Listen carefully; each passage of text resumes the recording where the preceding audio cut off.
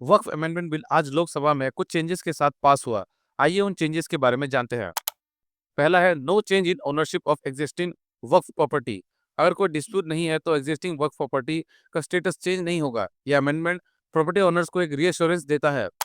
Waqf by user doctrine को preserve किया गया। वक्फ बाय यूजर एक इस्लामिक लीगल प्रिंसिपल है जिसमें अगर कोई प्रॉपर्टी लंबे समय तक रिलीजियस या चैरिटेबल यूज के लिए चली आ रही है तो उसको वक्फ माना जाता है, चाहे उसका फॉर्मल डॉक्यूमेंट हो या ना हो। पहले प्रिंसिपल हटाने की बात थी लेकिन अमेंडमेंट के बाद ये वही का वही रखा गया है।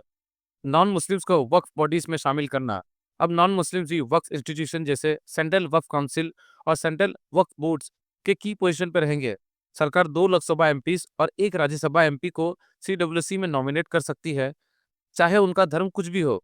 नॉन मुस्लिम सीईओज भी अपॉइंट हो सकेंगे और एसडब्ल्यूबी में कम से कम 2 नॉन मुस्लिम मेंबर्स होंगे। चौथा है वक्फ ट्राइब्यूनल का एक्सपेंशन। पहले वक्फ ट्राइब्यूनल के 2 मेंबर्स होते थे, अब इसको 3 मेंबर्स तक एक्सपेंड किया गया है। पहला डिस्ट्रिक्ट जज, दूसरा स्टेट का एक जॉइंट सेक्रेटरी लेवल ऑफिसर, तीसरा एक मुस्लिम लॉ एक्सपर्ट। पुराने ट्राइब्यूनल्स तब तक चलेंगे जब तक उनके मेंबर्स का टेन्योर कंप्लीट ना हो जाता हो। पांचवा वक्फ प्रॉपर्टी सर्वे पर ज्यादा गवर्नमेंट ओवरसाइट। पहले डिस्ट्रिक्ट कलेक्टर सर्वे करते थे, अब उनसे सीनियर ऑफिसर ये काम करेंगे, खासकर जब ओनरशिप डिस्प्यूट्स हो। ये ऑफिसर फाइनल डिसीजन लेंगे कि कोई प्रॉपर्टी वक्फ बोर्ड की है या गवर्नमेंट की। सेंट्रलाइज्ड वक्फ प्रॉपर्टी रजिस्ट्रेशन पोर्टल। सारी वक्फ प्रॉपर्टीज एक सेंट्रलाइज्ड ऑनलाइन पोर्टल पर रजिस्टर होंगी। 6 महीने के अंदर ये रजिस्ट्रेशन कंप्लीट करना होगा।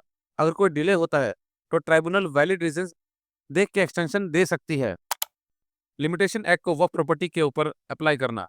पहले 1995 वक्फ एक्ट के अंदर वक्फ प्रॉपर्टीज पर लिमिटेशन एक्ट अप्लाई नहीं होता था।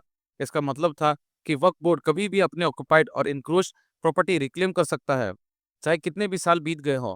अब नए बिल के according limitation act of 1963 apply होगा जिसमें 12 साल का रूल लगेगा।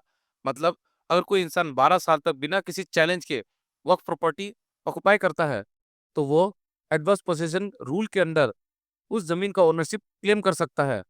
ऑपोजिशन का कहना है कि ये रूल अनफेयर हो सकता है क्योंकि इससे लोग वक्फ की प्रॉपर्टीज इलीगली ऑक्युपाई करके अपना हक जता सकते हैं, जो वक्फ की प्रॉपर्टीज के प्रोटेक्शन के अगेंस्ट है। आशा करता हूँ वीडियो को पसंद आई होगी। धन्यवाद।